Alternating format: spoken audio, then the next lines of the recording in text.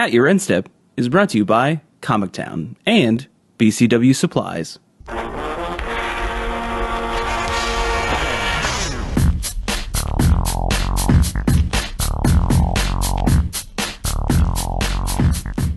I'm having deja vu. It feels like I just did this not too long ago.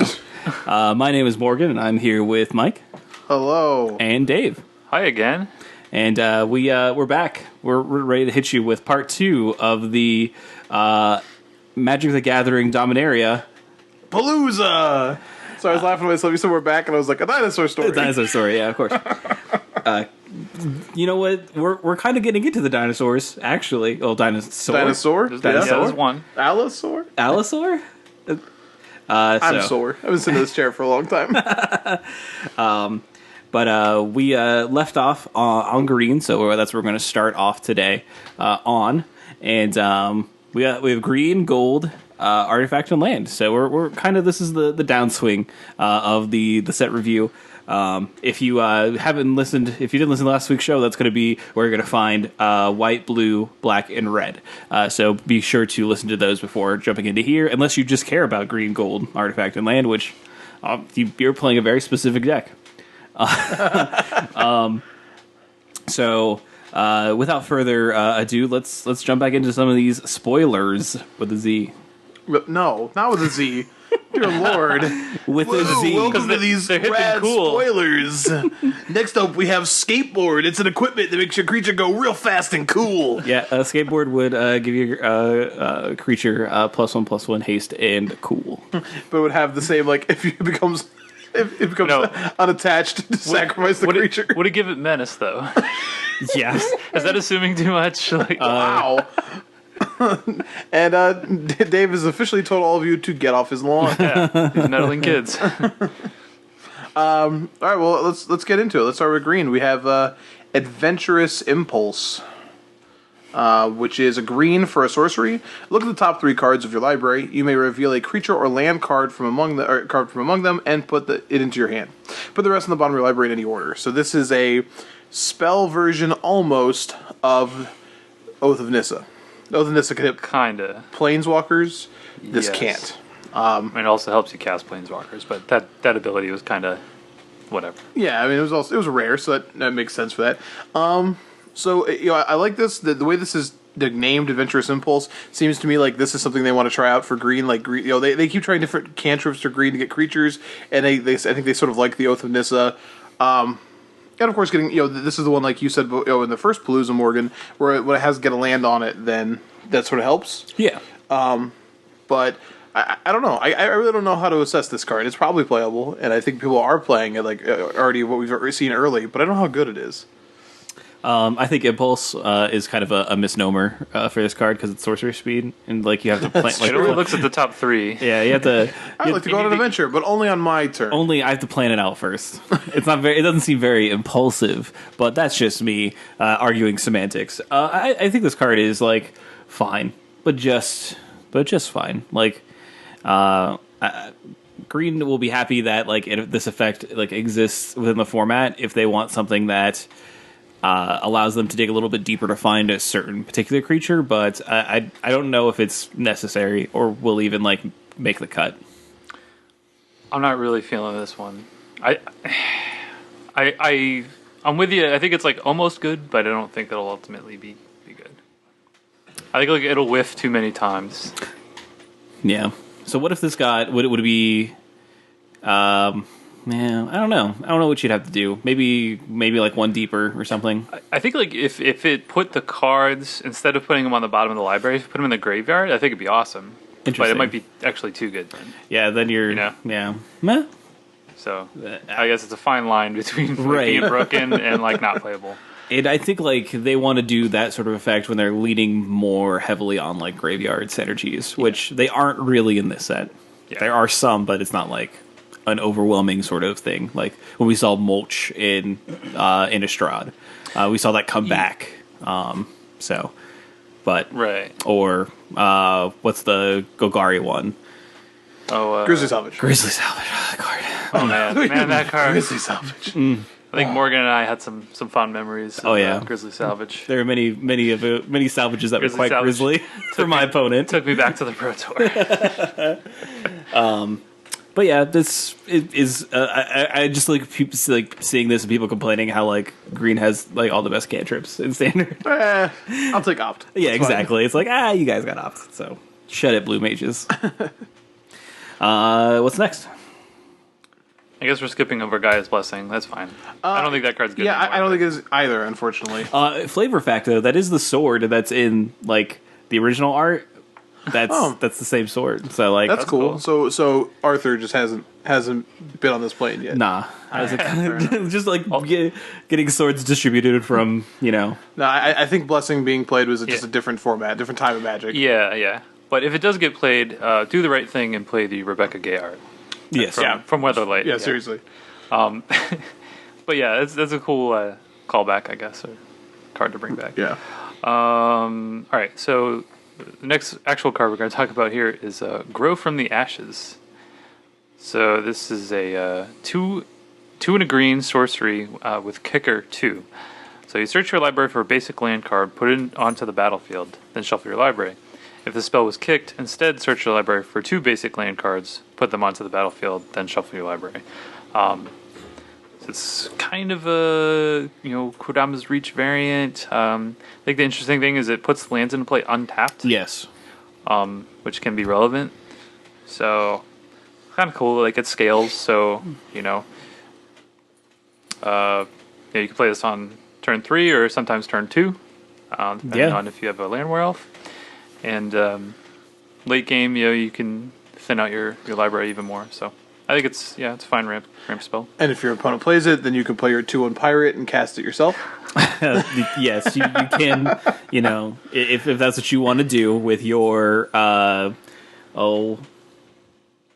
Snapcaster Mage, then sure, go for it. I waited too long on picking up Direfleet Daredevils, by the way. They were like $5 like 2 weeks ago, and now they're like $10. Yeah, I'm lucky. I have 2. I picked up 2 for Modern Humans, and I should have picked those up. I have the full one for Battlebox, and I paid $15 for it, and I'm glad I still have it because I'm glad I bought it then. That's ridiculous. Lucky. Yeah, I mean, like I guess that card. I bought it when it came down $5 to buy it at that price. Yeah. Again, like this card, I think a sweep and it coming untapped is relevant, but until Hour of Promise rotates, I don't think this card sees play. It does. It can get you to Hour of Promise. Yeah, I guess that's kind of the thing. Like, so it can spring to mind though. Yeah, but. So the nice thing you do with this is you get a land and then like play an elf and then next the untapped land I think is pretty relevant. No, you know what you do? You get it and then you play Adventurous Impulse. Boom. We figured it out. Broke the then format. You guarantee that 5th land. Yeah, that's possible. It's certainly pretty good, and I think there's a deck that could want it. But I still think Hour's probably better right now, just because also like deserts are better than basics. I mean, they're different cards though. Yeah, they are. I think you're playing like if you're playing this, you're probably playing both. Like in all honesty, you're just trying to figure out a ramp deck. There could be one. Especially if we were going to play. I don't know. Are we talking about Groon? I assume not. No, we're not. I was going to say next up is Gorilla Grodd, but that's not true. Next up is Kamal's Druidic Vow. This is X green for a legendary sorcery. Look at the top X cards of your library. You may put any number of land and or legendary permanent cards with converted mana cost X or less from among them onto the battlefield. Put the rest into your graveyard. Bad. So this is if you played Genesis Wave in Standard when you had Elf Ball, that card was good. This card is not good. Because it's very bad. Because you can only hit legendary permanents, so you've got to build your deck in such a way that you can hit a bunch of legendary permanents without also hitting copies, I guess. Yeah, that's weird, right? And now it is lands, though. I guess it is interesting that it puts the rest into the graveyard. Like maybe this is just a way to like ramp yourself up and put things into the graveyard. I don't know, but this seems to have the worst payoff. Like you have to have a legendary already in play to get to do this, and I don't know what you're doing that's game breaking with this. We don't have like really good, like even like some things like it might be good to like hit a couple like planeswalkers or whatever, and like I don't know if we really have like that like good like critical like amount of good green like or planeswalkers or whatever, and like obviously like hitting the double legendaries like really sucks. Like it's just a real big feel bad. So you could cast this for 6 but only get like 2 permanents. or like 2 lands and 2 things, and like maybe that's fine, but I don't know. So yeah, my thing is like you already have to have like a very specific deck to make this even somewhat playable, right? So you need to like load up your deck with legendary permanents that you can get, right? Because just getting the lands isn't really that great, Right. and then you also need to have a legend in play just to cast it. And then you also need to like be able to hit, like if you do this like X = 5, for example, right? Like realistically, how much are you getting off of that? Yeah, It's right. just like, is it even worth all this? Is the payoff worth the build around? I don't think so. Ostensibly, you have multiple copies of this in it too, so like every Yeah. spell you have is just, it's all not great. Yeah. So, let's move on to a very very good card. How's that sound? Sure. Yeah. Llanowar Elves. Hey, look. One green. Do you see there's multiple L's in the picture? They did it. Yeah. Yeah, so this is obviously a card from Alpha that they brought back that I never thought I would see again. Otherwise, I would have kept my beta play set. But Sucks to this suck. is probably the actual best card in the set, which is kind of weird because it's common. But it's definitely going to have like the most impact on Standard. It certainly feels that way just because it's been so long since we've had this. We had, what was it? Is Arbrelf the last one? No, last one was... Was it Avacyn's Pilgrim? No. Was it Elvish Birds of Mystic. Paradise? Elvish Mystic. Elvish Mystic, Which okay. Elvish Mystic was like so warping even for the time when it was in Standard.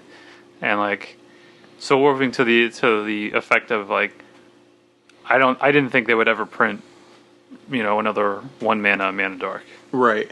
without some kind of like hideous drawback. Well, the drawback here is you have to play green, which is a color that's been notoriously underpowered for that. Yeah. Can't even finish.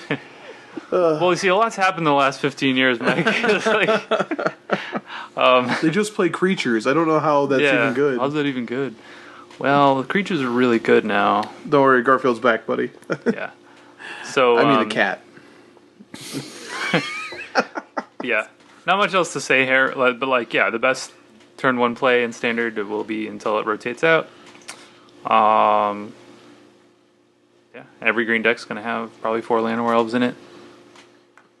Yeah, fair enough. That's it. I mean, it's going to lead to a lot of explosive starts Yeah, that's fair. for Standard. Next up, we have another elf.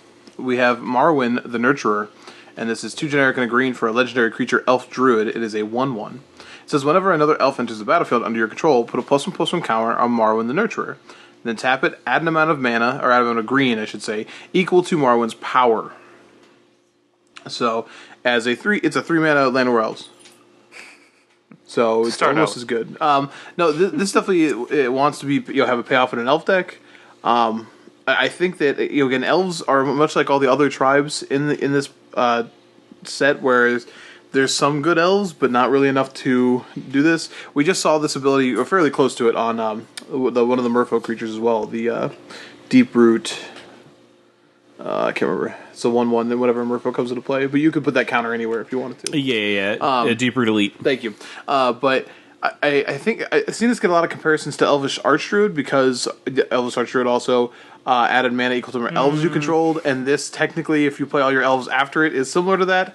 I think it's a lot worse, and therefore probably doesn't make it into the modern versions of this deck. No. Certainly not the legacy versions either. But in Standard, I don't think it would take too many more elves for this card to start getting kind of gross.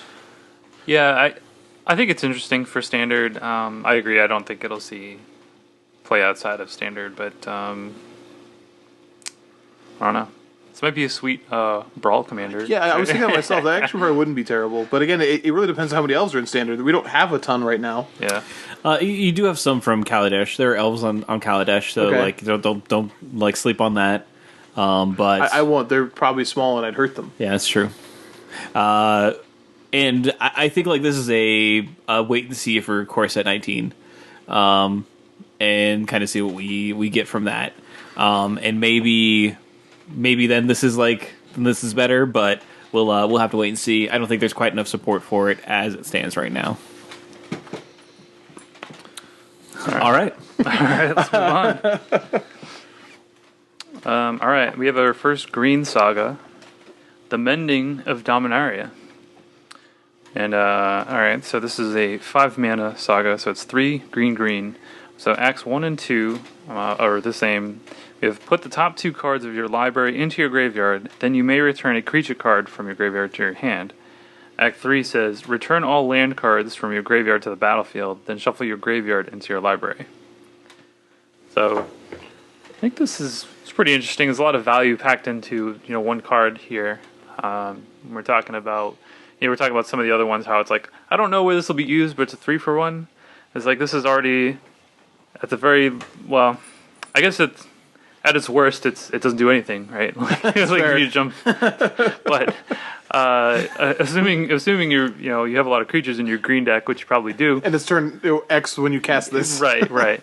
So you're probably gonna get to return 2 creatures and then get some number of lands. Now we don't have like fetch lands and things like that in standard, so I don't know. So you're basically milling for getting to I don't know. You get some number of lands back, probably not a whole lot, but you never know. There are some. I said this before when we talked. Honestly, I think the last Palooza we talked. I talked about how there's a deck that's sitting around that's playing like Raging Swordtooth and Ramen Excavator, and there's a bunch of these random pieces, these random cards, and there's a bunch in this set too that do this. And I don't know what the perfect mixture is. There's another card we're going to talk about when we get to gold that I think helps, but there's something here, and I want to see it. I need it. It feels like all of these are like a little bit too late. Like we had this card called the Gitrog monster that cared about like lands, and like now we have all these things that like care about like lands in the graveyard and getting them back and playing them, and it's just like no Gitrog monster. So I just don't get it. Yeah, I don't get Gitrog either. I feel like there's a lot of stuff that enable it, but there's no payoff. Yeah, and well, I disagree. There is a payoff. Okay, we're gonna get to it. All right, we're gonna get to fair it. enough. I'll wait till then. And honestly, one of the payoffs, not even the one I'm thinking of, but one of them might be the next card. That's true. Which is Multani Yavimai's Avatar, which is 4 generic green for a legendary creature elemental avatar. It has reach and trample, and it says Multani Yavimai's Avatar gets +1/+1 for each land you control and each land card in your graveyard. And then you could pay a colorless and a green, generic and a green, return 2 lands you control to their owner's hand, return Multani from your graveyard to your hand. So this guy gets a power up from lands wherever they are, and has a lot of good abilities. What's up, Dave? All right, I just want to clear something up here. Sure. So I don't think we're getting colorless cards back, like Thought Odds here anymore. Do we really have to say generic? I think everybody knows that we have been. Like, I don't know. It's fine. Can we just say colorless? It's awkward. Okay, it's whatever you want to do. All right, just clearing it up. Number 2, is this the same Multani? Yes. Is he just like reborn? Mm-hmm. How that works? I would have to check, and I don't remember what happened to Multani. Aladmri died, but I don't think Multani actually died. So the last Multani card we had was what, Maro Sorcerer? Yeah. Which, okay. But he's literally like, because like I think it's, now I have to go back and read, but he also is the one who gave the seed that planted the wood for the new Weatherlight Hull. But Multani it is the same Multani. So why he now looks a little bit different now, I don't know. He looked a lot cooler back then. He got a new weird hairstyle, and Dominaria got blowed up. Yeah. Multani had like a midlife crisis. He was like, trying to be cool. Keep up with the kids. I think this card's really powerful. And you talk about payoffs, like if you have lands in your graveyard and in play, it's pretty easy to cast this for 6 mana, at least be a 6/6 with reach and trample. But it just keeps getting bigger, and trample is huge for this. And then if it dies, you can just get it back. And granted, I don't know how many games go that long, but this is a big creature with all these different ramp spells. And again, another one that encourages you to have things in the yard. So, I mean, look at something like, for example, Jim Davis's like Bant approach deck that looked like just played a lot of ramp. Mm-hmm. This is kind of like wouldn't be maybe not the main win condition, but it's something that like could just be gigantic. You know what I mean? Like the fact that this one tramples, I don't think any of the previous Multanis trampled. So, I mean, this could just be huge, and like I said, it just never dies. So, maybe there's something to do with the fact that you can return lands to your hand. Like maybe there's some synergy there where it's like maybe you can return like cycling deserts or something to cycle later or whatever. I don't know. It's possible. Sounds like a lot of dirtling, but Your I don't know, payoff is pretty beastly. Because what was the card that saw play before? The Hydra. You could go the Hydra from Shadows. You could search your library for a land card and it had power and toughness equal to. oh yeah. Like, that card was pretty good, and this card is, I think, better. The searching for a land was important, don't get me wrong, but this card keeps coming back. So, yeah, I think Multani is a good payoff for this. Fair enough. So once again, Dave, I have I have put some cards together for you, a little succinct package, if you will, of Saprolings. All right, so we have Saproling Migration, Spore Swarm, and Spore Crown Thallid. So Saproling Migration is 1 and a green sorcery, has kicker 4. Then you create 2 1/1 green Saproling creature tokens. If it was kicked, you instead create 4. So it's either 2 mana for 2 1/1s or 6 mana for 4 1/1s. Spore Swarm is 3 and a green instant. Create 3 1/1 green Saproling creature tokens. That's it. And then Spore Crown Thallid is the Lord. So it's 1 and a green for a 2/2 fungus. Each other creature you control that's a fungus or Saproling gets +1/+1.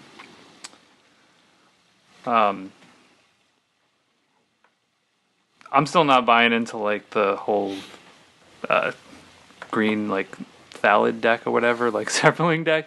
But I mean, these are certainly some cards that definitely playable.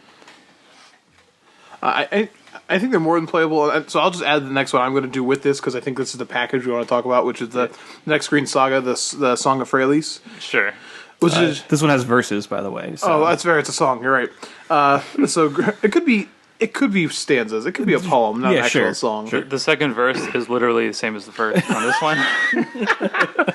So it's a generic and a green for this saga. So verses 1 and 2 are until your next turn, creatures you control gain tap to add 1 mana of any color to your mana pool. And then verse 3 is put a +1/+1 counter on each creature you control. Those creatures gain vigilance, trample, and indestructible to end a turn. So these token generators go along with the Song of Freyalise to very quickly amass this horde, I guess, of saprolings, and then they get a pretty decent attack on you, especially if you have a Lord. And I think these cards together are the basis of a deck. If you look at the black ones, we didn't talk about all the black Thallids, but Morgan did allude to the fact that many of those focus on a sacrifice theme and just wanting to swarm the board. There is definitely some form of like an aristocrat style deck there. They also technically have a legendary blood artist that's in gold, which was Slimefoot that we talked about a couple weeks ago. So I think that people love playing decks like this, and we've already seen with things like Cryptolith that it's a pretty scary effect to put on cards. So, and you already mentioned also Growing Rights of Itmalok as well for looking at mana with this. That's fair. So I think that you got to at least take a look at it. Oh yeah, I'm not saying it's like totally unplayable. I'm just like I'm kind of like a wait and see on this one. But yeah, going back to like Song of Freyalise, I don't know how this is uncommon. Like, this totally feels like a rare to me, but I'm glad they made it uncommon because it's going to go in my cube. It's sweet. But yeah, this is Cryptolith Rights is was very similar to what this card is doing, and that card was rare, and that card was like I don't know. There were some different Cryptolith Right decks that were like almost there, and like were good for maybe like 1 or 2 weekends, but it was never like I feel like it was never like fully tier 1.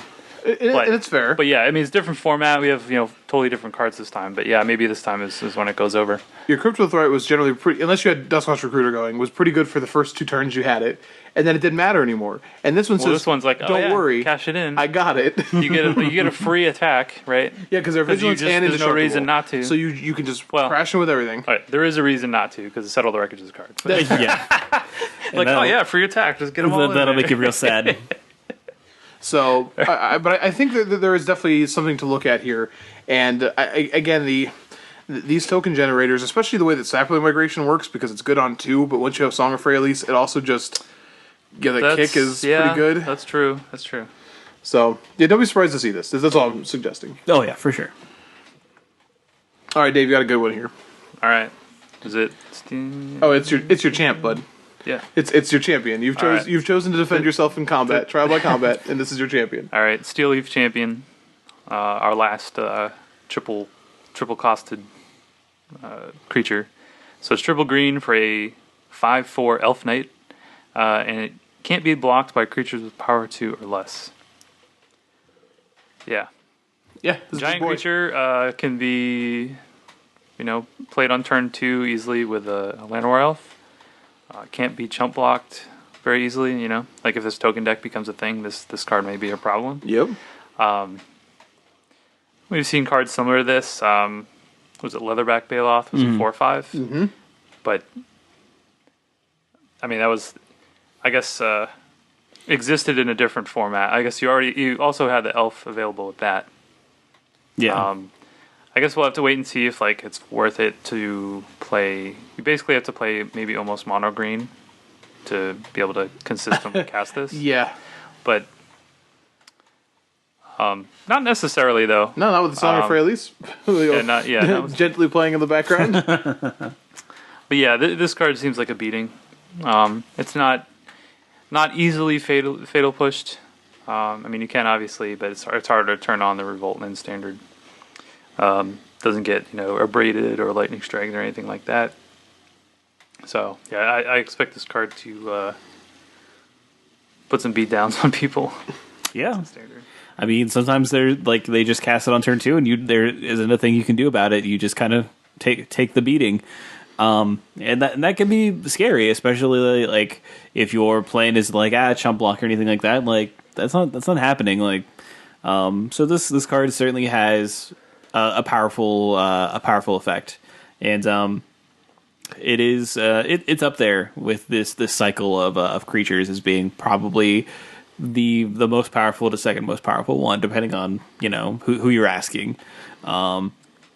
Its creature type will probably be more relevant once Core Set comes out. I would imagine, but I think this creature might still be without a home for a little bit. That's possible. I think that, the mana requirement and the way that decks want to be put together really are against it. I think it's just it's too hard to cast, and the mono green deck that theoretically could exist, may exist. Maybe, it's this big, mid-rangey kind of deck that is looking to be Galtaing you on turn, 4, turn 5 or whatever. And obviously this will play into it, but I'll have to wait and see if that deck exists. And I think the pieces are there, but I don't know its viability. Yeah, I will say this card is a reason to play mono green. Yes. This would be what's the payoff for playing mono green versus green black or green white or something like that. Yeah, or green red. Well, you can currently. You can consistently cast Steel Leaf Champion on turn 3. Yeah, and that could just be enough, but. We'll have to play a wait and see sort of game with this character right here. It's weird that he's a knight. I understand he's riding a Baloth, but it's all right. Yeah, I don't really expect it to see play green white knight decks. Yeah, no, probably given not. The fact that usually the white knight cards are heavy white requirement. So I do want to say that I do think it has some modern applications too. Oh yeah, for sure. There's I guess a that's fringe true. mono green stompy deck that has been around in modern for a long time that just plays, the Baloth you already mentioned, and a bunch of mana dorks and Rancor, and it likes this card. It likes this card a lot. Yeah. So I don't know if it makes it any better. It doesn't suddenly become tier 1, but you'll see it. Yeah, it's the same deck that runs Strangleroot Ice and all that kind of stuff. So. Last card in green is the one that I was referring to before, Morgan, which is Sylvan Awakening. And this is a green and 2 generic for sorcery. Until your next turn, all lands you control become 2/2 elemental creatures with haste, or with reach, indestructible, and haste. They're still lands. This is your win condition for the deck that just plays infinite lands and ramps up. Yeah, I guess that's true. If you've never won with, there's a long history of cards like this. You had Living Lands, right? That was back in Alpha Beta, right? which just made everything 1/1s, and that was bad because they could all die, and it was really sad. And then you had Natural Affinity, which was in Mask's block. Yeah, still kind of bad, but actually did see some amount of play. Then you had Rude Awakening, which was its own which was its own deck. Awesome. Yeah. Yeah, that was I killed so many people with Rude Awakening. that one you got to untap your lands, correct? Yeah. Was the entwine on that, and then you get to this one, which makes them indestructible. Which the fear of turning your lands into creatures is always that, well, then your lands die. Well, now it's pretty hard for them to die, and because they are now indestructible, you can do some pretty interesting things with them. But what's wrong? I just gotta ask the question. Yeah. So this is a sorcery, right? Yeah. Why does it give the lands reach? Because they're trees, man. they're trees. Doesn't make any sense. They got leaves on them. They got tall trees. Reach is a blocking ability. I don't know. So I guess you get sometimes some card that lets you cast sorceries as instants. Sometimes you don't attack with all of them. You got me. Yeah, I guess it's flavorful, but it's just hilarious to me. But so what's really funny is if you get Settle the Wreckage, you just get all your lands back. Yeah, no, you get new lands. Yeah, they're new lands. You probably don't get all of them back, yeah. but you get a refresh. Oh gosh, that's pretty funny. But if you've never won a game of Magic with a card like this, it feels really good. It feels really good. It's like get them lands. It's like, man, this person's flooding out bad. Yep. So there's a couple of cards in green we didn't talk about that are after this. I think we should mention. I want to mention a couple cards. Okay, yeah, go for it. All right, so Verdant Force is back. Woohoo. That's sweet. It Sue's probably back. won't see play, but Back again. well, this was like Verdi's back. Yeah, Tell a friend. this was one of the OG reanimator targets. This used to be like the thing that you reanimate, which is a 8 mana 7/7 that you get a 1/1 Zapperling every turn, every upkeep. Creatures have kind of passed it by, since it was printed in Tempest, but kind of cool to see it back. And then if the token deck or go wide, Sapperling deck is going to be a thing, I think Yavimaya Shepherd as actually playable. That's it's a 3 mana 2/2 where you get a 1/1 Sapperling when it enters the battlefield. So you get 2 bodies, and you get a fungus and a sapling, so they both get pumped by the Lord there too. So yeah, we need to be aware that they're of the fungus among us during this block. yeah, yeah. So, what do we think of green? I think green may have had its own archetype. May have had Sapperlings be coming down the mountain. We got another dinosaur. We didn't talk about Territorial Allosaurus, but that's a 4 mana 5/5 that when you kick it fights a guy. Yeah, just to tell you how long we've come. Like Jade Leech used to see play like back in the day, which was like a 4 mana 5/5 with a drawback because like 4 mana 5/5s were unheard of, and now we have like a 4 mana 5/5 with like an actual good ability in an actual creature type that matters, and we're just like, we're not gonna talk about that. Yeah, one. It's not good enough. But I think like there's a lot of stuff that's gonna make an immediate impact, and then a lot of potential further down the road, which is pretty exciting. Yeah, I mean, Llanowar Elves is probably the most impactful thing that's gonna come out of this set. So yeah, exactly. I agree with everything you said there. I mean, Llanowar Elves is gonna change standard. It's gonna turn it on its ear, and we may end up getting a totally new token deck though. I'm still I'm still waiting and seeing on that one, but I'm starting to see it now. Like you guys, now that we went through it all, it's kind of like okay. I do one last thing to say about the Allosaurus, and I know we've talked a couple times about this Vorthos cast we mentioned, but shout out to Territorial Allosaurus for being a dinosaur when the Allosaurus was first printed in Ice Age, and then not being a dinosaur anymore because they took away that creature type. And here he is, a dinosaur once again. Found himself. Thank you, bud. Proud of you. And that's like the same Allosaurus, right? From Pygmy Allosaurus? Yeah, it literally is. He done growed up. Allosaurus Rider. Or from Cold Snap. Yeah, I don't know if it's that same Allosaurus, because this is like a little baby Allosaurus that grew up into a big strong Allosaurus. Yeah, it's probably not the same one.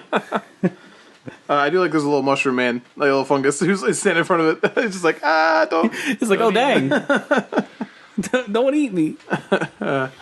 All right, so now we move into gold. Now I will say I was pretty quick on the gold. If there is one of these uncommon legends, Dave, specifically you want to talk about, or even a mythic I may have skipped because I definitely skipped one, let me know. But otherwise, we'll move through them. And you're up. I'm up. Okay. Asia. First gold card. Adelita's way. Is that Carlito's way? Adelise. Is it Adelise? That sounds like it. Adelise, the His Cinder way. Wind. That's what's like. So that's 1 blue-red, legendary human wizard, 2/2, flying haste. Whenever you cast an instant or sorcery spell, wizards you control get +1/+1 until end of turn. So this is another wizard that's basically totally dependent on there being other playable wizards. Like, basically, if the wizard deck exists, it probably is going to play this. Otherwise, I don't know. Disagree. You think this is good enough on its own? So at worst, this is a 2/2 flying haste with prowess. Kind of prowess. It's that kind of prowess. It's that rate of prowess. Which I think is close to playable by itself in certain archetypes. Yeah. It also turns on your lightning bolts. So Yeah. This is the card for me that makes it this closest to me wanting to actually make a wizard's deck. There's a bunch of red uncommons that we didn't talk about that I alluded to when we were doing those colors, and they have some interesting abilities. And I still don't know if it's worth it to try and go there, but this card makes me want it to be, because this is the card I want to cast with a bunch of other wizards and cast all my lightning bolts and feel really happy. So this card can make your Barals like want to fight, you know? Yeah, they finally they want to. They're done disallowing. There, you make your Barals want to brawl. Want to brawl, yeah. Well, in Brawl, yeah. could be a brawl commander, and Yeah. then you could get him to brawl. But if Brawl was your brawl commander, then Adelise couldn't be in your brawl deck, because Brawl has a blue color identity for your brawl deck. That's true. Yeah. I hate you. I hate all of this. I'm glad we went down this road.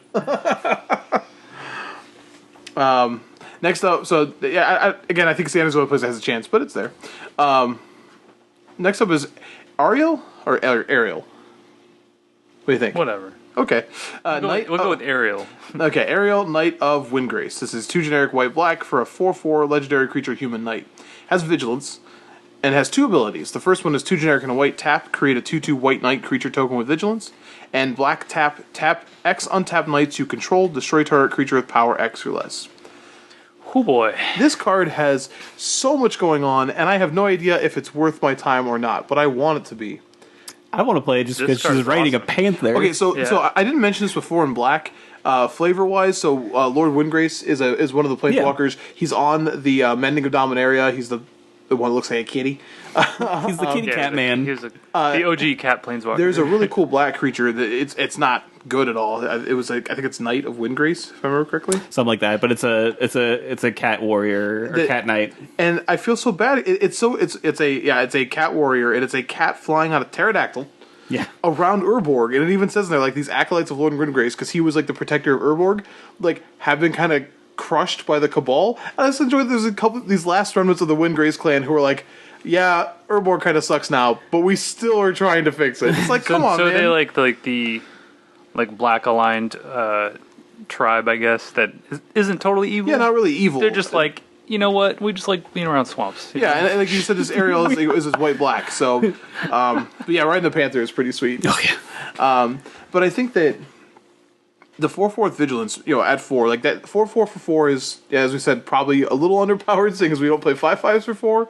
But with vigilance and then active abilities, untapping with this creature is really powerful, because you can attack and then activate. Like, you can declare attacks Yeah. and then kill a guy, and Yeah. that's really powerful. Yeah, I think this card is really awesome, and it's kind of sad that it's not like just like, wow, this is just gonna windmill slam into like Black White Knights deck, but like this goes right into the Black White Knights deck. It does really.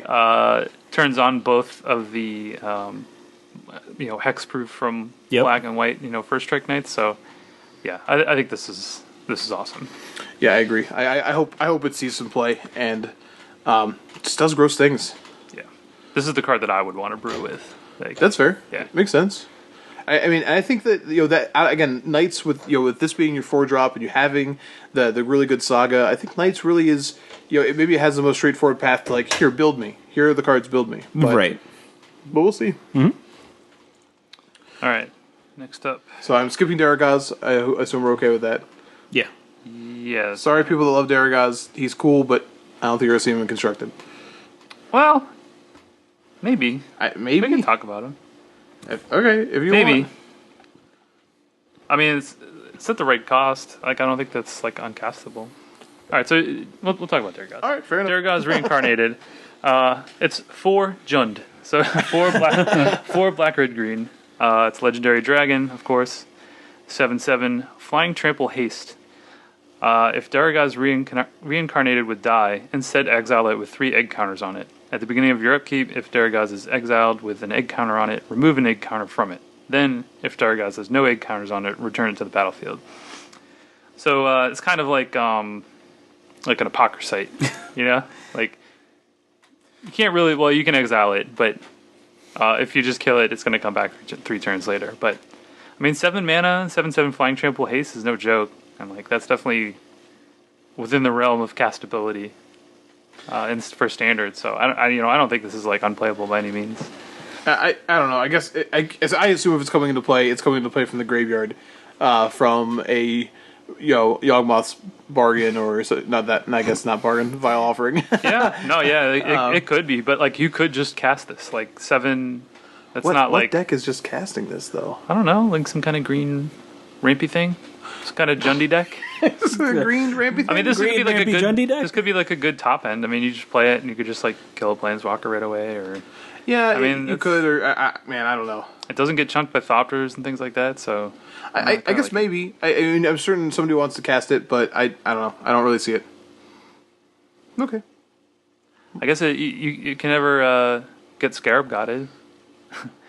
Assuming it gets killed. Because counter it, and then Scarab got it. No, I know. I'm saying if it gets killed, they can't kill it, and then Scarab got it. That's Because if fair, it I would suppose. die, it never goes to the graveyard. So Morgan, I think you, not gonna lie, you're the most likely person that's able to cast this card in Standard. So, will you cast this card in Standard? Nah, I don't think. Okay, like, fair enough. I just don't think like that's what I want to be doing in Standard. Like I did already mention that there could be some kind of ramp deck that exists, but you might have better or different payoffs. I mean, I just want to play Zakama if I'm going this big. Yeah, exactly. well, all right. Well, I'm gonna. Yeah. Hey, I'm gonna hold the flag for Daragaz. This We're is gonna this wait on is this. Sleeping Dragon. Sleeping Dragon. Yeah. So I would be surprised if like someone figured out a way to play it or had a want to play it, but I'm not really like this is not what I want to start brewing with at this moment in time. So, but that's me. All right, Mike, you can get this. all right. So next up is Grand Warlord Rada. 2 generic red-green for a legendary creature Elf Warrior. It's a 3/4 with haste. Whenever one or more creatures you control attack, add that much mana in any combination of red and or green until end of turn. You don't lose this mana as steps and phases end. So if this is a callback to the original Rada, which was like a 2/2 with vigilance, right? And when it attacked, haste too. haste, and then when did it attack to add mana, right? It attacked to add like 2 green. Red green, Red green. Okay. And it was kind of weird. Red. or was it red? I have don't no know. idea. Rada something of Heir to Keld. Heir to Keld. Shouldn't she be like super old now? So the mending, the stuff from that block is 60 years ago, and Yeah. she's an elf. Oh, okay. Yeah, So- I guess she's half elf, like half Right. Keldon. So she definitely looks much more mature. It was whenever it attacks, add red to your mana pool. Okay, you and can it tap to taps add for green. Yeah. Alright. But it was really weird because it was really difficult to use that mana. yeah, you have to like cast an instant. Yeah. Basically. So they took the same concept, they made it much easier to use the mana. I think this card's really close to being super good. Now, if you're paying attention, like we didn't talk about too many of them, but in green and red, that's where the kicker theme is, and there are a number of cards that have a payoff for you kicking cards. So Rada gives you the mana to kick cards a little bit easier, which makes sense to fit in that theme. But also, she lets you cast things like I guess maybe Daragaz if we're really pushing hard. Her having haste and you immediately getting mana, okay, is it's pretty good. I wish Yeah. this was 3 mana. Yeah, that's fair. 4 mana. There's already so many things you could be playing in red green. It could be 3 mana if you play Llanowar Elves. Sure. I think again, you could be playing better things on 3. That's just how I feel about this card. Is like, yeah, it's cool and it does cool things, but it needs to not be 4 because 4 is there's so many 4-drops that you're going to be playing, and maybe that'll shift when rotation happens, but it's always going to be sort of in the shadow of like the Phoenix. So Yeah, I don't know about this one. I do think it's a super cool card, and I think like it can do some crazy things. I don't know if it does enough. Help me with this. I guess this is me being tired and us doing this all day, and they're shortening these phrases. So when it says whenever one or more creatures you control attack, add them. It's adding for each creature that attacked, right? One for each. yeah, Yes. Okay. Yeah. Otherwise, it'd be bad. Yeah. Well, I was just, like I realized that by shortening that though, it does. Maybe I'm crazy. Maybe it's just me being tired, but that seems like it might be difficult to clarify for a newer player. It is an odd wording, but I think they had to do it that way. Like it really could use an each, but that's fair. So that's Rada. I agree that there's better things you should be doing it for, and we've already talked about a couple of them already. But Rada does let that archetype do a little bit, and we talked about the Bladewing before, Varric's Bladewing. Mm-hmm. This card helps you kick things like that, but they're both 4-drops, so I don't really know. Yeah, exactly. It's like I don't know. It can't just be 4-drop dot deck. And again, like I guess like one cool thing that you can do with this, I guess much like the original Radha. So like if you tap out on turn 4 and attack with this and like another creature, you can cast like a Braid on their blocker or something before they get to block. You know what I mean? Like you can cast a removal spell, or like if you have a pump spell or something like that, you could do that with the mana that you get. That part of it is actually pretty cool. So. All right. Next up, we have Jorah, Weatherlight Captain. So it's 2 blue-red for a legendary human artificer. Jorah is a 3/3, and her text is: whenever you cast a historic spell, draw a card. So yeah, again, I'm thinking like do some broken stuff, cast a bunch of cheap artifacts, draw a bunch of cards. That's kind of where my mind goes, but I mean, I could definitely see this, in standard. But I think it's kind of. I don't know how that deck would work and how the mana would work, but I think it's kind of scary that you have this and things like Saram was already mentioned in standard. Mm-hmm. That you could play this and double up on, vehicles, for example, being both. Yeah, you play your Bonesaw, you get mana back, right? That's how that works. But I think her being a 4-mana 3/3 is a little rough. Because she's not really going to fight very well against things and dies with a lot of removal spells, but that ability is really, really powerful. And another card that is pretty busted with Mox Amber. I know we've alluded to this card a bunch. If you don't know what it is, you should know what a Mox does. Yeah, just take a guess. So, I think this card's dangerous. It's just much like the white card we talked about in the first part of the Palooza. It's pretty dangerous. This card kind of reminds me of like a card like Jori N Ruin Diver, which like looked really cool, but didn't really work out. This is a lot easier to make work, though, I think. Yeah. Jori N made you like, I need you to cast 2 spells this turn. Jori's like, hey, I just want you to cast cards that are already good. Yeah, you'll go bonus. That's true. So, I do want to know why Jori looks so much like Penelope Cruz. Am I wrong for thinking that? Like, I think she looks a lot like Penelope Cruz in this art. Well, just saying, if they ever do make that magic movie, then there you go. This magic movie will never exist. It's true. It won't. All right. Let's move on to the next one. We're not going to talk about Jodah, as cool as he is and how awful his appearance was in the actual storyline. Sad times. And broken in Type 4, but yeah. Yeah, probably. Oh, yeah, that's true. Alternate cost. I do want to talk about Oath of Teferi. So we got another Oath. I think they're just going to keep adding, every Planeswalker is just I going to get think it's pretty important here. We didn't get Oath of Karn. So we don't know what the storyline is. We didn't get an Oath of Jaya. That's also true. Does Oath of Karn cost 1 mana, and then it lets you get an Urza land put into play? Oh, jeez. I'm just saying he doesn't join the Gatewatch. Correct. He's like, sorry, Phyrexia is more important. And they're like, the Nicol Bolas? And he's like, yes, bye. They're like, he's like, I messed up on a whole plane. Like, I have taken about pacifism again. Weird. That's weird. Awkward. So Oath of Teferi is 3 generic white-blue for a legendary enchantment. We're sorry. The Blue Jackets play this game is happening, and they score again? Yeah, she's all excited. That was just actually a replay. a replay. of Okay, what she was. already All right, happened. fair enough. We already knew this. Sorry about that. Anyways, his wife just scared the heck out of me. It says when Oath of Teferi enters the battle, it's a legendary enchantment. When it enters the battlefield, exile another target permanent you control. Return it to the battlefield under its owner's control at the beginning of the next end step. So it's a 5 mana. What? Blink. Momentary blink. Yeah, So kind of. that seems like awful. Oh wait, there's a second line. You may activate the loyalty abilities of planeswalkers you control twice each turn rather than only once. That's a really powerful line of text. It is. I have no idea if a 5 mana enchantment that almost does nothing when it comes into play can do enough.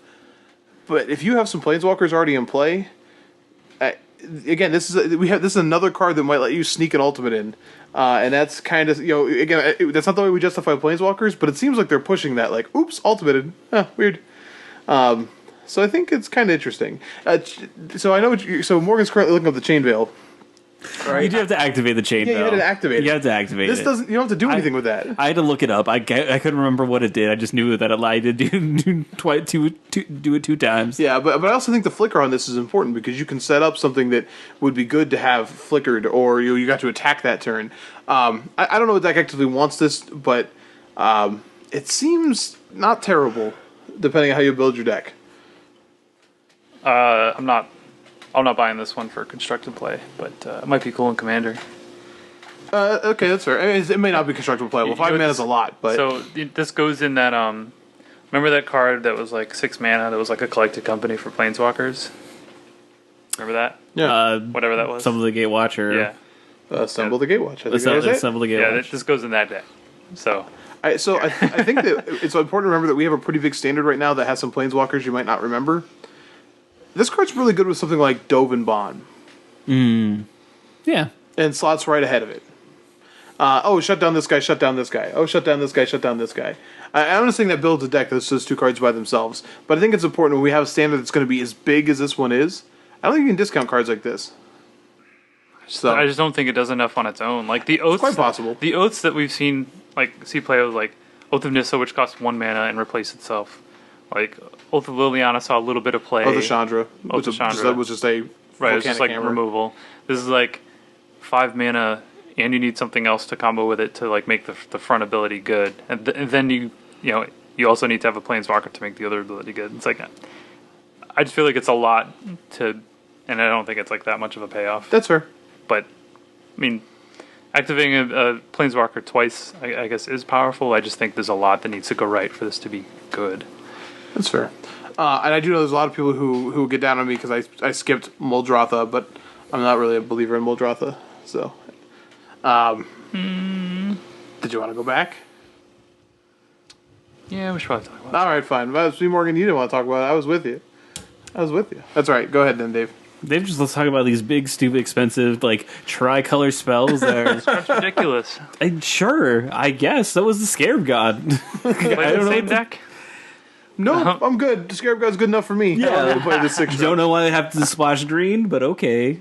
All right. We'll draw through the Gravetide. It's 3 black, green, blue.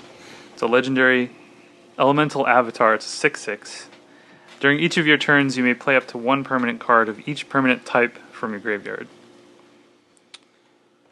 So you can play lands out of your graveyard, and you could potentially go, play a land and a creature each turn. I don't know. I think this is pretty powerful effect. It is probably worse than Scarab God for now, but I think it's something to keep in mind.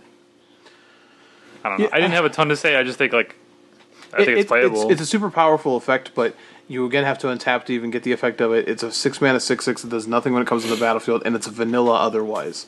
That's a Yeah. lot for me to. I don't know.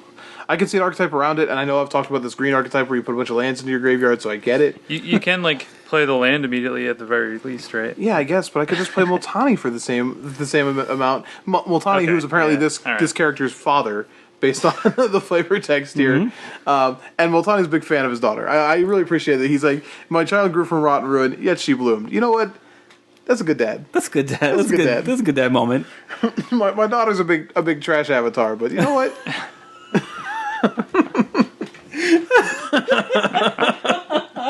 Trash. I wonder what she does get him for Father's Day, though, it's probably something from the graveyard. Is it dead? Mm-hmm. It's always dead. It's always dead. I brought you this skeleton. Thank God. you. I'll go hang it on the skeleton tree. And it's a bunch of skeletons say "World's Best Dad" etched into the spine. Oh man, I brought you this dead bird, Dad. Thank you, Oh my gosh, thanks. All right, next up is Primeval's Glorious Rebirth. This is 5 generic white-black for a legendary sorcery. Return all legendary permanent cards from your graveyard to the battlefield. This is spicy. We have a number of cards in Standard right now that will help you get things into the graveyard. We have Champion of Wits, we have Strategic Planning, we have Chart a Course. This is the 1-mana guy that mills you. Yeah. I know I'm essentially detailing Godfarrow's a Godfarrow's Gift deck, and it's possible that until Godfarrow's Gift rotates, this is not even a thing. But you could essentially put a lot of legendary cards in your graveyard and get this back. And with Planeswalkers now being legendary, you really have the ability to kind of go off on this. Now, unfortunately, you have to have, as we said, a legendary permanent, or a legendary creature or a Planeswalker already in play, which makes this a little tougher, because when you play a deck like this that just wants to do a mass respawn, normally it goes from 0 to, pedal on the metal. But in this case, it's a little tougher. Yeah. I do know, I now realize why Godfarrow's Gift is not legendary. Because getting that back and then, I guess, being able to get something else, like a non-legendary thing, a creature you still have left hanging around your graveyard, would make sense. This is definitely hard to pull off, but I really feel like that there are some archetypes that have kind of gone dormant, like Esper tokens, that potentially could look to something like this as a big, top-end one-of that you can play because you're already playing some number of, legendary creatures or planeswalkers, and get this going. It's big, it's splashy, it's powerful, it's something that is, you definitely have to build around, but you never know. Yeah, and that's fair. Again, like I said, it may not do it anytime soon, but also better with Brawl. Just saying. And this definitely looks like a boy band like cover photo. So that's what it looks like to me. Fair enough. All right, let's move on. All right, next up we have Shana. Sisei's Legacy. So this is green-white for 0/0. Not very good. Yeah, very bad. It has other text, though. Can't be the target of abilities your opponents control. And Shana gets +1/+1 for each creature you control. So she's always at least a 1/1. Yeah. And yeah, it's when I first read this, I thought it was basically hexproof, and I was like wondering why it didn't just say hexproof. And then I read it again, I'm like, oh, it's not hexproof. No, this card couldn't be hexproof. This card No, definitely could not be hexproof. This would be a mythic rare. It's already like a ridiculous uncommon in my opinion. Oh, for sure. But like having it not be able to be targeted by abilities means like Planeswalker abilities like Chandra's Minus can't hit it. Tappers and things like that can't hit it. Chupacabra can't hit it. Chupacabra can't hit it. Seal out. Seal out. Seal away. Excuse me. I said steal away earlier, so it's okay. Seal away. Cast out. Excellen's Binding cannot hit this card as well, which is Fatal super Push important. works. Still trips and falls. Nothing you can do about that. Though, I mean, Fatal Push might like be really the only thing that can kill it. I mean, it can grow to be bigger than, an Abrade or something like that. A lightning bolt. Yeah, so, I think this is interesting, and like, we already kind of have a shell that this could go right into, and like green white. So, very, very true. I think this is a pretty solid creature, and probably will be making my cube. Yes, as well. Very, very much so. But yeah, this is another kind of positive green-white card that we I guess this is the positive card for green-white, I should say, that we kind of get. And it does a lot of things that you want to do in that deck. It makes a big guy that's somewhat hard to kill and allows you to get through with Appeal to Authority pretty handily. Yeah, it definitely works very well with that card. So I also like sapling tokens, just saying. Yeah, very, very much so. But yeah. It's a good card. I I do want to mention quickly because I alluded to it. Slimefoot the Stowaway we had talked about before, but this is your Fungus Lord, so it does have the text whenever your Lord, your Blood Artist. I mean, whenever Fungus or Sapling you control dies, Slimefoot the Stowaway deals 1 damage to each opponent, and you gain 1 life. So again, if you have a sack version of this deck, like that you want to sacrifice these tokens, Slimefoot's there.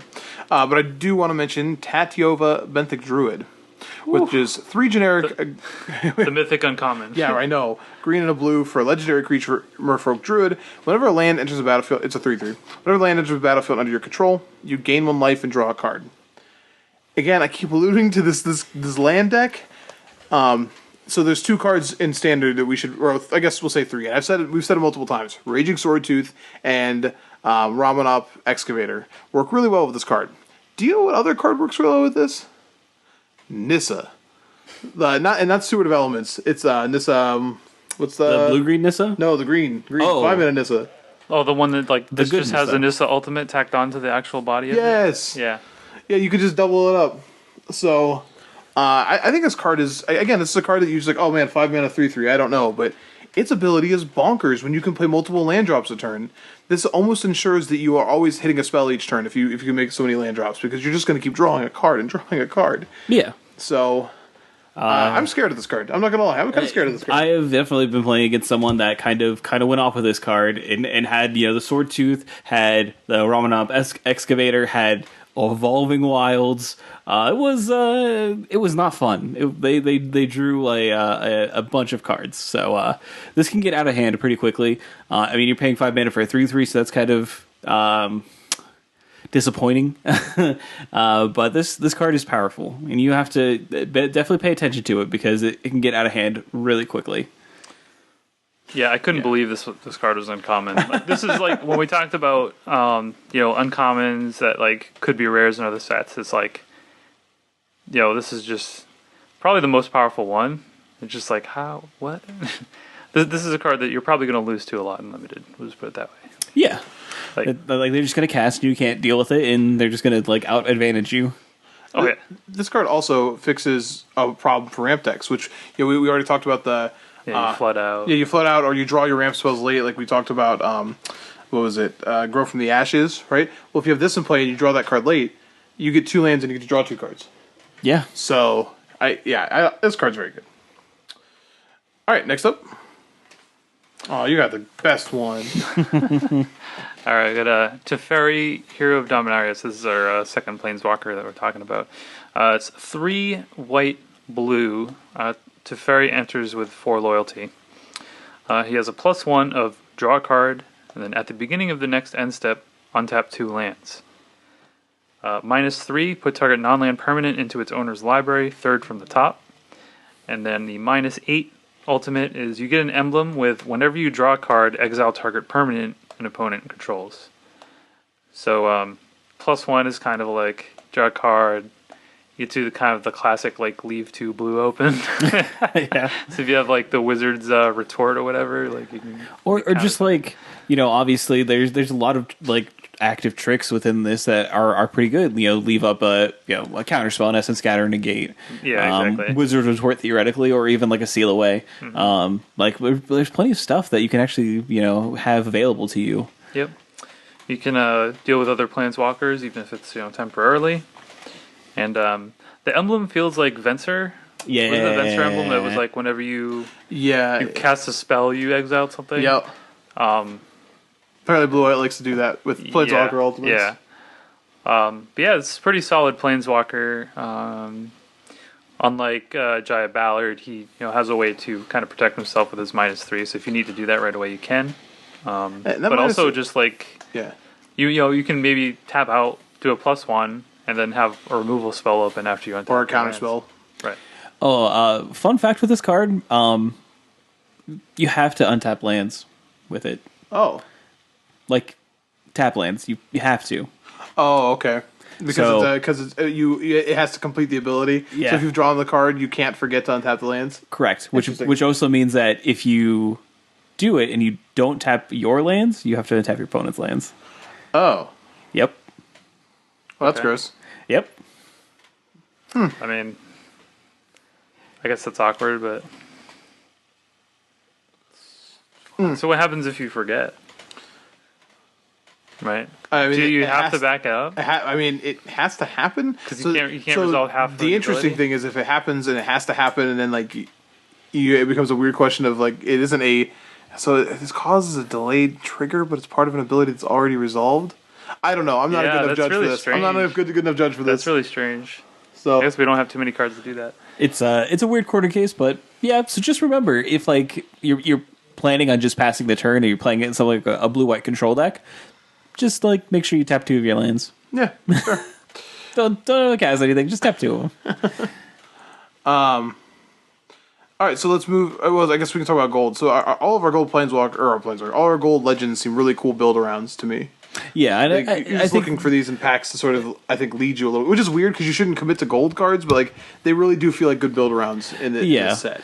But they're exactly what you want your gold cards to be. They want you to be your signposts, which I think pretty much all of them for most part are. I think like maybe the Capuchin, maybe like Raph is like a little bit like not kinda like he just cares about like historic stuff, and maybe that's what you should be doing in blue white. But I think it's just he's a flyer, so like blue white flyers is probably just going to be your standard archetype for that sort of draft format. But yeah, I think a lot of them are, especially like the rares that we look at, are powerful like things that you want to be doing in like a constructed format. So yeah. All right, well, let's move into colorless and artifact. And you got Teferi. I'm going to start with the cool colorless one because technically not an artifact, but it gets its own little category. Yeah. We got Karn, Scion of Urza. This is 4 mana for generic for a 5 loyalty. We're going back to generic now. I've been doing this the whole time, so Yeah, I've trained myself to this point. I can't help it. 5 loyalty, legendary planeswalker Karn. It says +1, reveal the top 2 cards of your library. An opponent chooses one of them, put that card in your hand, exile the other with a silver counter on it. -1, put a card you own with a silver counter on it from exile into your hand. -2, create a 0/0 colorless construct artifact creature token with this creature gets +1/+1 for each artifact you control. I think Karn's very good. Karn takes it up and draws cards and takes up to 6 loyalty for 4 mana, which is crazy.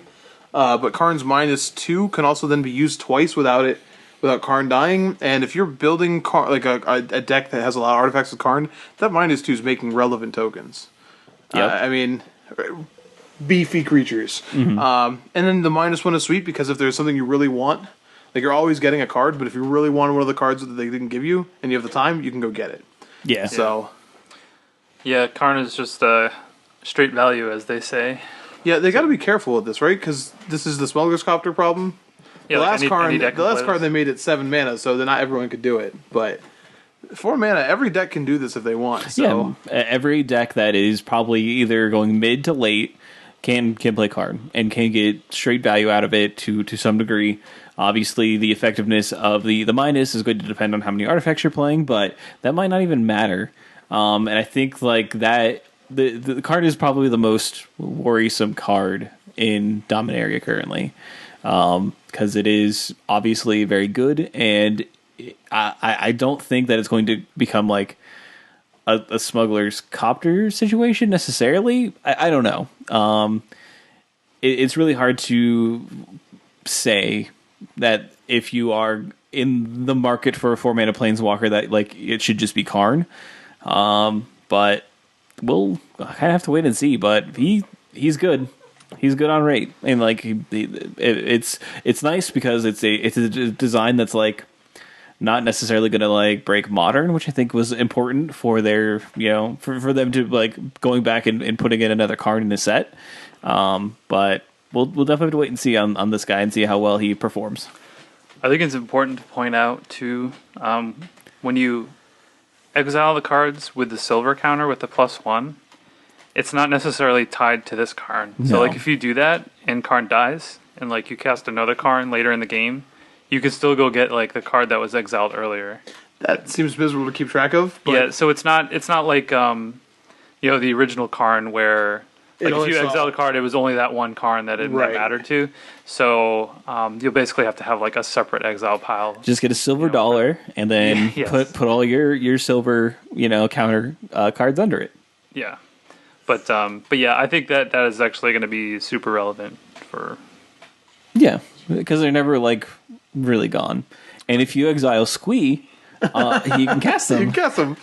I want to say that I don't know how. I think Karn is very good, but there have been some predictions that it's pretty broken, and I've heard already that one, it looks pretty good for the vehicles archetype for the last hurrah for Hardic Urine. But I read at least one article about it, but I've seen multiple people talking about this becoming a 4 of. That's a lofty statement in Affinity and Modern. No, that's not even what Affinity wants to do. Make 7/7s? Yeah, because 8/8s? that's definitely what Karn's doing in Affinity. It's 9/9s? not like drawing cards. It is I just could see, making like, big dudes. Like some people play things like Hazaret as kind of like a top end Affinity. Like Affinity doesn't want a bunch of 4-drops. You know what I mean? Like even if it's colorless or whatever. Like I get that, but they could also play it on turn 2. they could. I mean, Legacy Affinity, which isn't as common anymore, but definitely plays Tezzeret Agent of Bolas. Like, So I could be wrong. I don't see it, but I can see Affinity playing a couple of these. I think it's interesting just because, like, the games where the people have a lot of sideboard hate for Affinity, Karn can be the sort of card that is awkward against it. Yeah, for sure. So I mean, 4 of it just seems really lofty, but people are going to try it. I mean, like if people are trying like Hazaret in not Karn in Affinity, then they're going to try this. Yeah. I don't know if 4 is the right number, but yeah. I'm not saying like it's not going to see play in Affinity because I definitely could see it. I just don't think it's a 4 of. Like I think that's just any 4 I was drop. giving That statement because I knew it would be like upsetting, but I'm very upset about it, Mike. You seemed upset. All right, let's move on. Next up is Blackblade Reforged. No. No. Don't let cards even playable. No. So in limited, maybe. It's a cool though. it is very cool. It's a cool. It is definitely a cool. Yeah.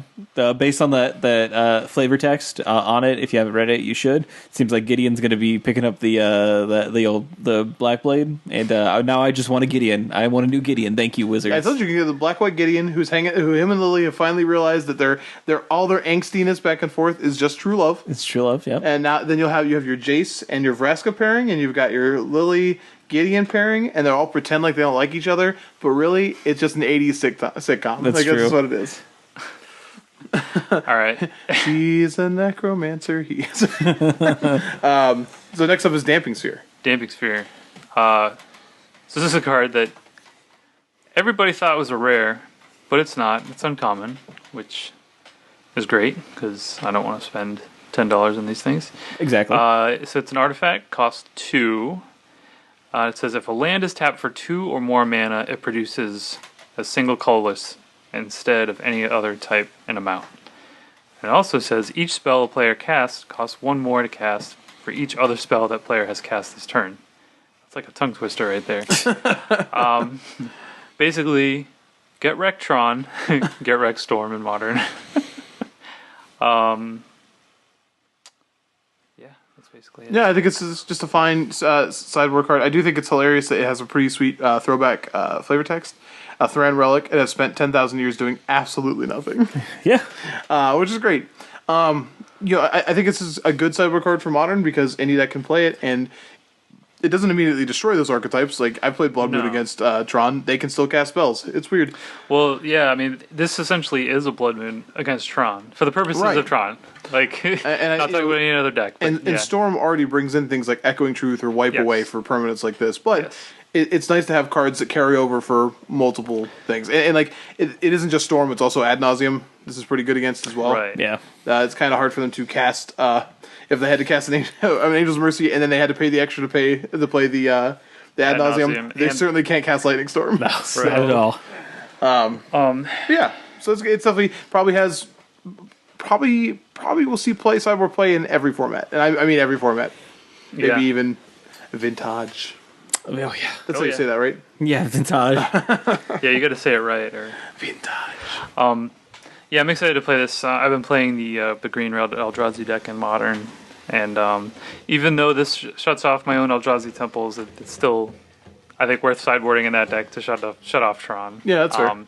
And Storm is kind of a problematic matchup, so I also don't want to buy Chalice of the Void, so it's like, hey, well, I can cover 2 decks with 1 card, and you can find it off Ancient Stirrings, so Yeah, pretty you can sweet. Kill 2 decks with 1 sphere.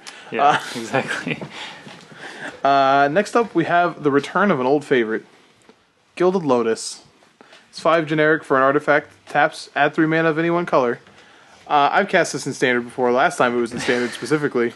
It helped me I seem to remember that. helped me cast Bonfires along with Chandra the Firebrand. So I love this card. This is the kind of stuff you want to ramp into. I've seen people breaking out their like dusting off the Paradox engines because of this card. Mike, you can play Gilded Lotus and Nicol Bolas in the same deck again. Yeah, but I don't have Frost Titan. And Chandra. I know, it's not the You could same just- though. I got to play you could- Ponder. you could bring Ponder the was the reason the that band deck back worked. together. I want you to say I got to play Ponder before. That's true. Yeah. Ponder's pretty It's a good. good You get card. opt? Yeah, you can Question opt. mark? It's kind of Nope, the same thing. not the same. Not the same. No, I'm good. I'm good. I got Giant Ballards to cast. I already have a bad Planeswalker. I'm enjoying too much. I like when presented with a better red planeswalker that's already in the format. You're like, Bajaya. Yeah, the Bajaya. bad one. I'm pretty sure that I'm supposed to do that. It's ingrained into my I nature. understand who you are as a human being. Don't worry. So is this worth like trying to set up like a refurbish, or is this just like not a payoff? I don't think it's a good refurbished target. No, I think it's easy enough to cast anyways. Yeah. and it's the easiest way for any deck to just get into broken stuff. You mentioned Daragaz being a card that people might cast.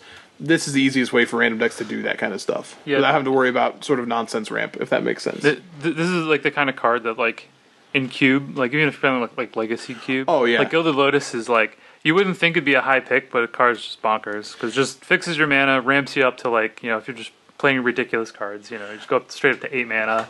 Right, and it Braid's an issue for this card. It just is, but it's still very good.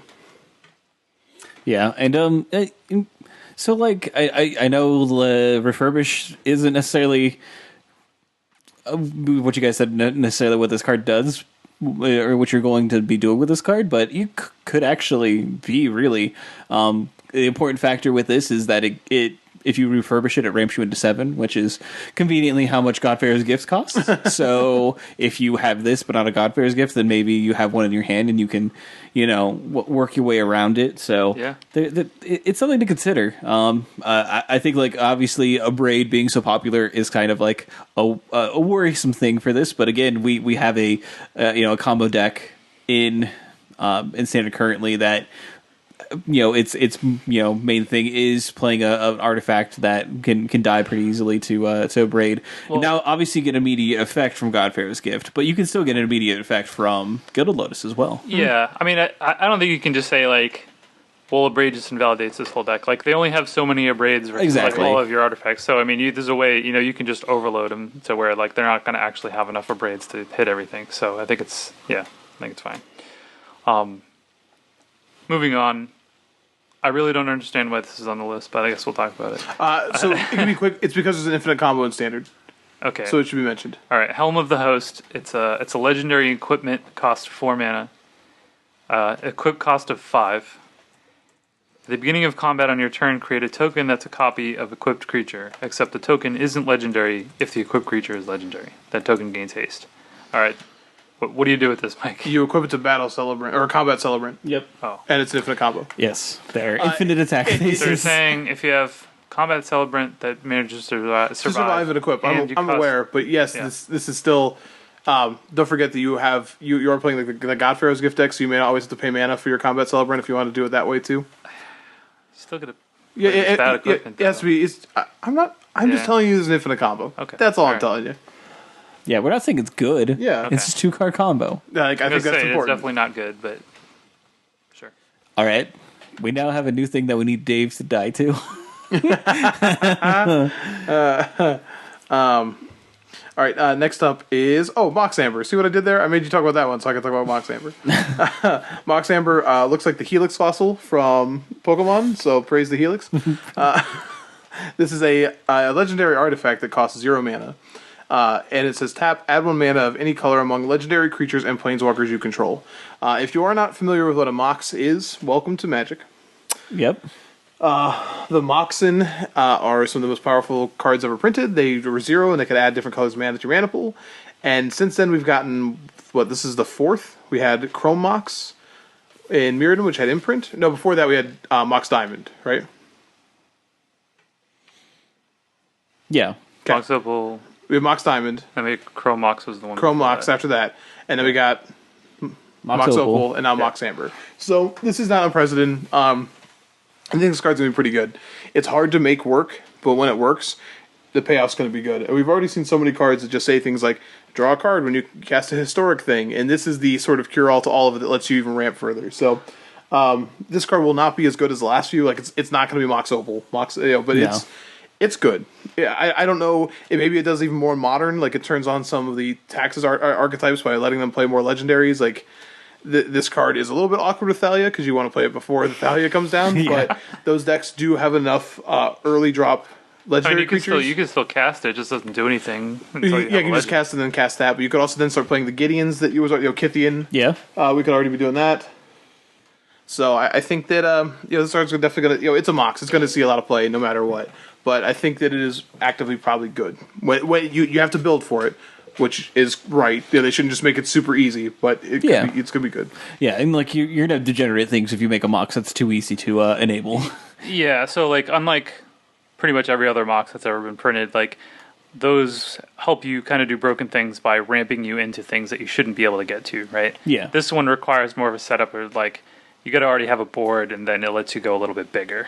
You know what I mean? So it's not going to be as degenerate, but it doesn't mean that it's not good. Yeah. I completely agree. It feels like the right power level for a modern If Mox. there is such a thing. Yeah, I mean, like We shall see. I think it's important that they go back to it. They pay some attention to Moxes. They're very important in like Magic's history, but you don't want to have another like Mox Opal sort of situation in Modern or anything like that. And like this one feels perfectly powered for Standard and might break into Modern a little bit. Yeah. Now, that being said, you can still do some dirty things with like if you have like Jorah in play, and you have like multiples of these, you could still do the thing where like you tap it and then play another one and then get more mana. You can do things with the legendary bird that lets you return creatures. It's an artifact for those purposes. Yeah, so it's got some gross things. There are some things, like it's not entirely. Let's not go crazy saying it's like the most fair thing ever, because it's still a Mox. Yeah, and I do think that some of those things like are gross, they can happen, but they are a little bit harder like to get going. For sure. You might have some salt stories about like, oh, my opponent did XYZ but I don't think they're going to be as commonplace. Yeah. This is a sweet card. I don't even know. Are these, what are these like pre-selling for or whatever? Like $40, man. $40. $40? For Mox, okay. Yeah. I was going to say, like, I could see this actually, like, holding a lot of value, even if it's not that good. But, yeah. Yeah, Seems it's like expensive. it's pretty good for Commander, right? Like, or Brawl, right? Yeah, Brawl. Oh, man. We're going to skip a couple of cards that might see some play. I'll just quickly mention Navigator's Compass is the one we mentioned before. It's 1, you gain 3 life. Ancestral? Yeah. But then you can tap it to turn target land. So it fixes your mana and gains you a little bit of life. I don't know how good that is. The Lich's Mastery deck I referred to back in the first Palooza does like this, though, because it is Ancestral. Yeah. And also Power Stone Shard, which is a 3-mana artifact that taps to add a colorless mana for each artifact you control named Power Stone Shard. So if you have all 4 of these, it's 16 of them. So it's kind of like a Cloud Post on a rock. Again, don't know if it'll see play, but people are trying. So, but our next real card for Dave is Traxos. Traxos! Scourge of Krug! These are all words we made up. The Traxos, Scourge of Krug, is a legendary construct. So it's a 4-mana, 7/7 trample. Pretty good. It enters the battlefield tapped and doesn't untap during your untap step. Not so good. But whenever you cast a historic spell, untap Traxos. Seems pretty easy to trigger. on the Yeah. map if you want to. It certainly does. People have been seeing if this is playable in like Mario vehicles. In the previous show, we talked about that. We talked about that legendary enchantment on Sarah's wings that untaps this and gives it vigilance, which Yeah. is real spicy. Yeah, I mean, like this is something again you have to work for, but there is potentially enough support for it to get the ball rolling. It is a big boy. Why does this look like a Zoid? Yeah, why does it like a Liger? Like, Well, so like Voltron's like in space, right? Like Zoids were the one that they fought like arena style, but on the just like correct. ground. No, I've watched many an episode of Zoids. Thank Trust you. me. That show was great. Trust me. Yeah, but this is definitely a Zoid. Yeah. For sure. So And potentially a good magic card. Right? Like I'm not the biggest lore guy, but is this supposed to be like a dragon engine from I have no idea what this is. back in the days? I have no idea what Traxos is. That would be a Keller question I have to ask him. I have no idea what Traxos is. Okay, well, Nor do I know possibly where a Krug dragon is. engine. Yeah, I also don't know where Krug is. Let's look at the map. Well, I know there was an amulet of Krug, right, from Ice Age. Fair enough. Okay, I so think- Krug or is somewhere that was cold. It might have been from. It might have been from that really crappy set. I can't think of Homelands because I think I had like 1,000 amulet of Krugs when I first started playing. Fair enough. But yeah, I think this card has potential. All right. So we'll see where it goes. It's unfortunate it doesn't work with the your mocks. That sucks. Yeah, Antiquities, by the I mean, way. I did say that it's like pretty easy to trigger, but like there are going to be a lot of times where you're just not going to be able to untap this. It's going to feel bad. This does work pretty well with Voltaic Servant, which is also in the set, which is a 2-mana 1/3. It says at the beginning of your end step, untap target artifact. So just saying, Boom. like we got a combo. Voltaic key, so it makes Yeah, sense. yeah, Also, his hand is a Voltaic key, or he's holding a Voltaic key. yeah. That's actually See that? Yep. And Let in me the get my keys. in the background, there's a Thran Dynamo. Did you notice that too? Yep. Can you unlock this? I will at your end step. I gotta find my keys. Well, at your my instep, key. ding. Ding. All right, last card in colorless is the Weatherlight. Bum, bum, bum, bum. No, why isn't it called the Weatherlight? I don't know, actually. I really don't know. Weatherlight. Yeah, I wish it would have had the honorific. Just give it the, but for generic for a 4/5 legendary artifact vehicle as flying. Whenever Weatherlight deals combat damage to a player, you may look at the top 5 cards of your library. You may reveal a historic card from among them and put it into your hand. Put the rest in the bottom of your library in a random order as a crew cost of 3. So this is a pretty big thing for 4 mana. The crew cost is a little tough, and I don't know if it has a good enough payoff. I like it. I like the idea of the Leatherlight, what it's doing. I don't until we do not have Heart of Kirin and Sky Sovereign at least. Yeah. I don't see this making very much impact. Yeah, they really righted a wrong with their with the making vehicles. They definitely found a way to make them pretty unexciting. And I'm glad that they made it with a vehicle. I that's good. I think it's good on them to do that. That's pretty much a gimme. I do think that this one is as a vehicle kind of lame. But that's me. Yeah, I don't think this card's great. Yeah, it's Which is unfortunate. unfortunate because the Weatherlight is so cool. But, yeah, I'm glad that they made it though. Yeah, me I'm too. glad that they made a Weatherlight vehicle. It's true. I mean, a second one technically. Oh, vehicle. You mean? Yeah.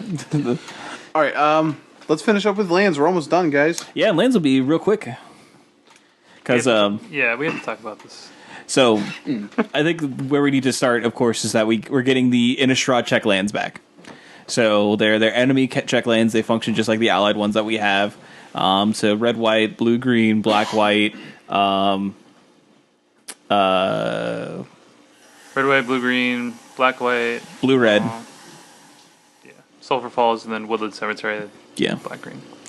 So all the enemy check lands. So now we have like a balancing of mana bases now within standard. So we have 2 sets of rare lands basically. So we have the cycle lands, check lands of both enemy varieties, and then the fast lands for now. Which feels good. I mean, the check lands feel like almost feels like they should just be evergreen and standard. Like they're just really good. Yeah, they're just always playable. They're always good. They always feel good to have in a format, and they always just feel pretty balanced for standard. It is nice, like if you want to play 3-color decks and you have like the cycling lands that have the basic land types, from Amonkhet, and now you have like the enemy color ones that can come and play untapped. Yeah, they synergize really well now. Yeah, and that's something that we had. So last time these were in the standard, we had the Return to Ravnica shock lands. Right. Them. And obviously that was real best good. mana bases ever. It was real good.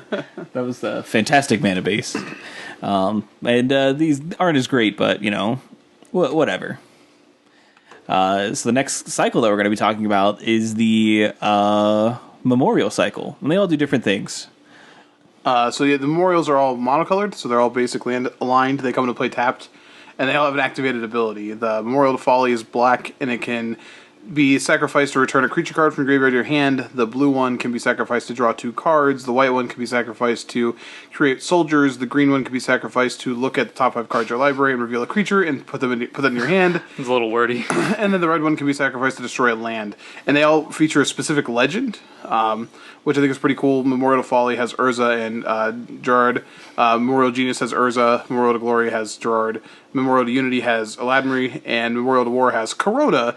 We haven't forgotten. The weird thing about the red one is you don't even have to pay mana to sack it to kill a land. It's just strip mine. No, Yeah. I'm just kidding. It's 5 mana. Just busted. No. Back in the day, they would have just made that, just sacrifice to destroy land. Yeah. The drawback is, but it comes into play tapped. Yeah, exactly. That's a terrible downside. Yeah. I think that a lot of these are pretty viable to see play in one degree or another, even if it's just like a 1 or 2 of. Like we said before, like we do definitely have a lot of sort of spell lands that exist within the format, and a lot of like land based synergies that exist. So these definitely help out with going along with those sort of inner workings. There's some that are definitely better than others. I think the red one is obviously like the worst. But I think all the other ones are pretty okay. And I'd say like probably the blue one's probably just the best one. That reminds me of Cataract. Blighted Cataract. The red one feels so weird to me just because we have Field of Ruin in standard. So it's like if you really were worried about Search for Escanta or something like that, where like having an answer to it, you could always just play Field of Ruin. And it's just weird. Just like, but you can hit a basic land with Memorial to War. It's like, why? Yeah, it's just not too really not really to your benefit. But I think like these are all okay to pretty good. They feel much worse than the deserts. Yes, to a certain degree. I think yes, because they come into play tapped for sure, but these also don't cause you any pain to like actually generate a color mana, and I think the blue one's better. Like milling 4 compared to like drawing 2 cards is makes a pretty big difference, and I think they play better to like certain strategies. Like I think in like blue-red approach, you're probably playing some combination of both the Rivulet and like maybe one of this one. Maybe I just think the coming to play tapped is a real downside. Yeah, to some decks for sure. Yeah, I think like blue and white are kind of the ones you can get away with potentially playing like a tap land turn 1 if you're playing like a slower deck. Red feels bad. Red, you never want to really play tap lands, so like there's that. But yeah, it's certainly cool to see them still messing around with spell lands and trying to make them work, and they're always nice to have around. And the art again is sweet. So yeah, for sure. All right, we're gonna talk about Cabal Stronghold, I guess. Yeah, Cabal Stronghold and Zhalfirin Void, and we'll be done. All right, Cabal Stronghold. It's land. It's not legendary. Yep. Tap to add colorless. It also has pay 3 and tap it to add a black for each basic swamp you control. This is not Cabal Coffers. It actually says that. It's a reminder text. Right. So Cabal Coffers, while it did not tap to add colorless, the activated ability only costs 2, and counted any swamp. Didn't have to be basic swamps. So you Correct. could use things like Urborg to turn all your lands into swamps. This one requires basic swamps, and the added mana to the activation actually really hurts it a lot. So I don't think it's completely unplayable, but it's going to be like, so you have to be playing mono black with like a million swamps, which is basic swamps in your deck. So you're not going to be able to, well, you're probably not going to want to play any of these memorials that we just talked about. No, never. Or any of those deserts. Mm-mm. And it's going to be like really late game to get any like kind of added mana from it. And then you need to have a payoff that you want to do with it. Well, Dreadshade, right, is your... Clearly, yeah. So like on turn 8, you can get like, plus a couple mana. Assuming you only drew one of these. Yeah. So people were kind of going crazy for this, and I'm like, yeah, I don't see it. Yeah, I don't know. Yeah, I immediately saw this card and like, who cares? Yeah. This I get card's what they're bad. trying to do, but no. It's a nice like callback, but they clearly can't like just reprint Cabal Coffers. That would be too good, especially since you would have it available to you in Modern, Right. which is probably the concern with that card, not necessarily Standard. So yeah, you have this card, and it's just not as good. I will say it is cool. It is also the seat of oh shoot, no, I had one. Oh no. Oh yeah, Bells Unlocked, Devourer of Worlds. Like that's where he is, and one of the basic swamps also shows the Cabal Stronghold in the background. Yeah. So it is cool that they have set it up, even though it's not legendary. Whatever. Sure. All right, last card. We talked about this a little bit before. This is the Zhalfirin Void. This is just a land that taps for colorless, and when it enters the battlefield, you scry 1. That's it. I think it's pretty good though. I don't. You might see play in other formats too that need colorless mana, because we've seen that scry 1 on a land is very, very good. Yeah. So we have a lot of good colorless lands. Field of Ruin was already mentioned. We have Arch Varaska, but this is not too far behind. I don't think that scry is pretty good. There's not as much of a need, since the Eldrazi rotated out of Standard. True. Not as much of a need to like have colorless lands, but it's a nice option. I do think like if you have room in your deck for colorless lands, you're probably going to play like Scavenger Grounds or Field of Ruin.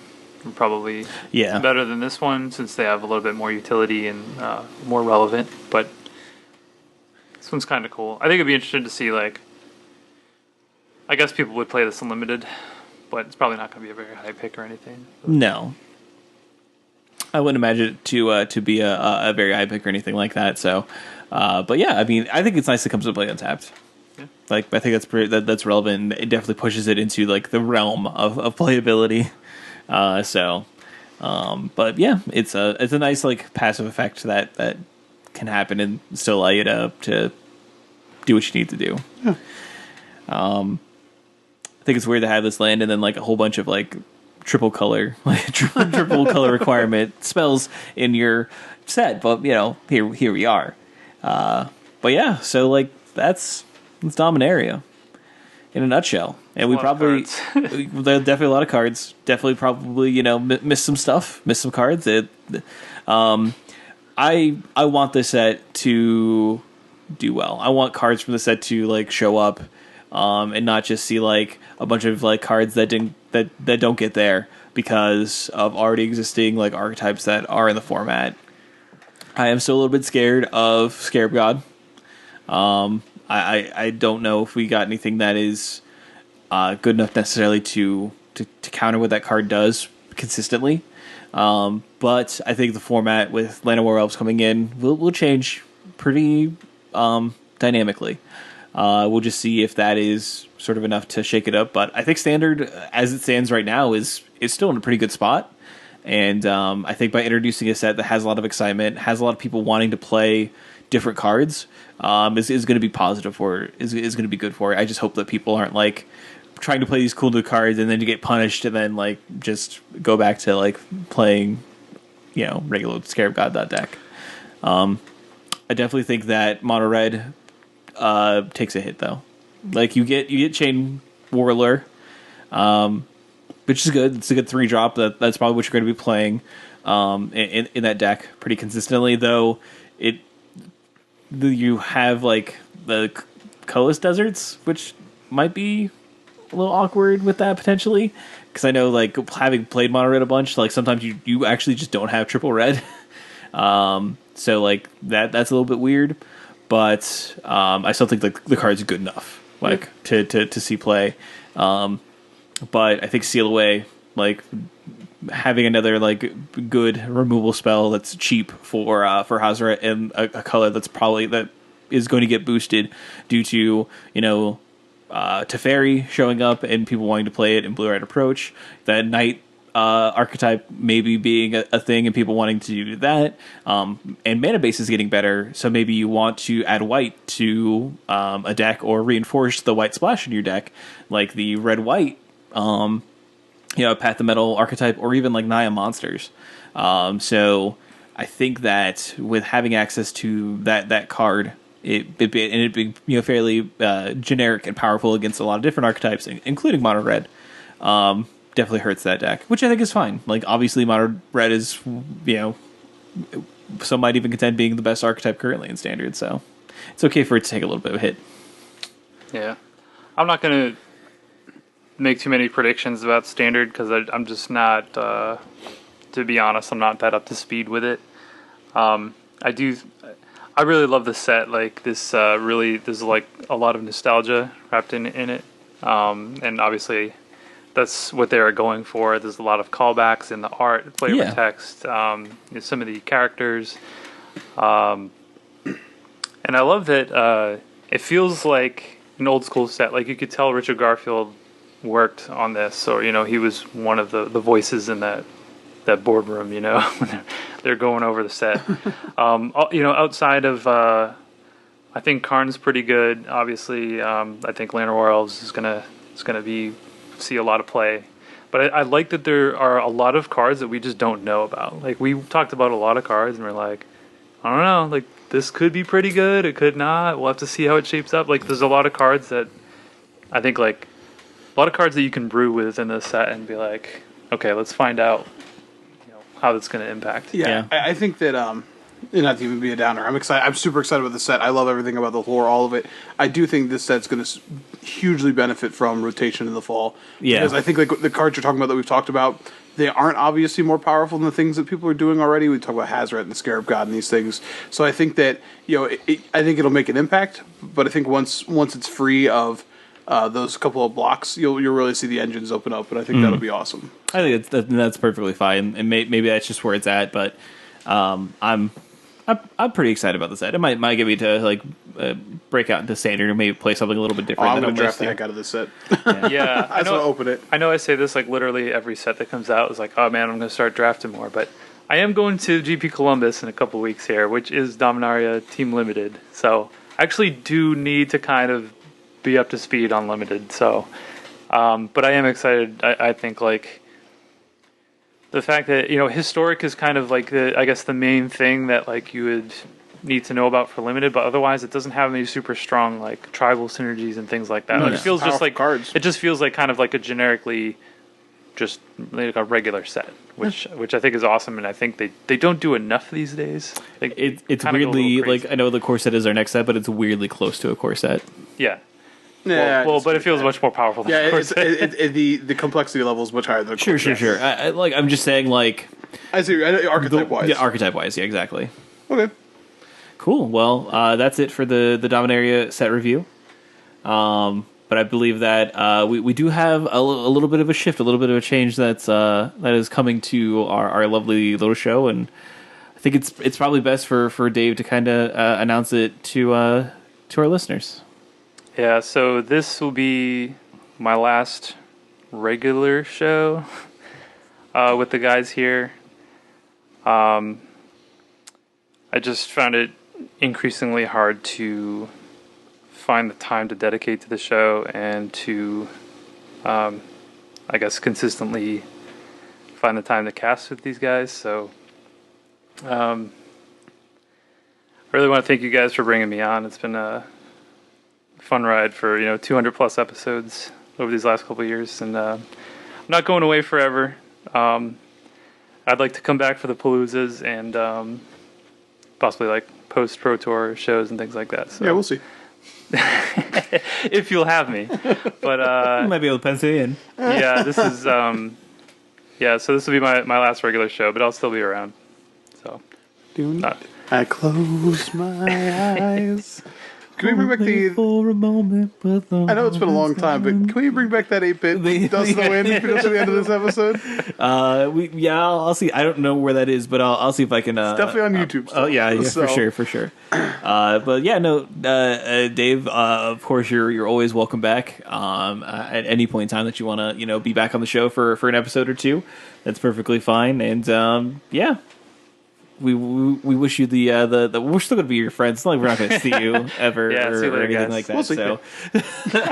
So I'm sure that our listeners obviously wish you the best of luck in your future endeavors, whatever they may be. But we'll be still around to harass you at any given moment. So don't worry about that. Okay, deal. I will say at this moment we certainly do not have any plans to add someone else. No. You might hear a familiar voice a couple times. Throughout the summer, but Morgan and I are probably going to be picking it up as a 2-man crew. Yeah, so if you hate both of us, sorry. Yeah, please don't go. If you stop listening, that's fine. Don't unsubscribe, though. Yeah, We'd appreciate if you could just give us the free download. Yeah, like what's it going to hurt you? Dave offered you so much content, it's worth that, right? Yeah. It's worth just the swipe. At least for another 50 episodes. Come on. Come on. I have a heart, man. So, but that is going to be everything for the show this week. Of course, we do want to thank our sponsor, Comic Town. You can check them out at Comic Town Gaming Center on Facebook or by visiting worldofcomictown.com.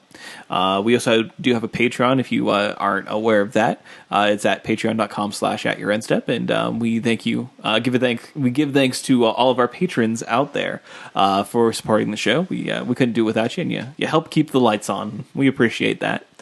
If you want to reach out to us, we have a Twitter. It's Your Endstep, and when you add us, it's at Your Endstep. It's clever. And then we have a Facebook account as well. Just do a quick search for at Your Endstep on Facebook, and we pop right up. You can give us a like, and definitely shoot us a message on there, and we'll get back to you. We do have an email address as well. It's at yourendstep@gmail.com. We do want to encourage you, if you're listening to us on iTunes, to give us a rating and a review. Definitely helps with visibility and getting new people to the show. We also encourage you to, if you're listening to us via MTG Cast, to check out some of the other lovely shows that they have on there. We do not own an MTG Cast. But yeah, thank you so much for spending your time with us. And you have a great one. Bye.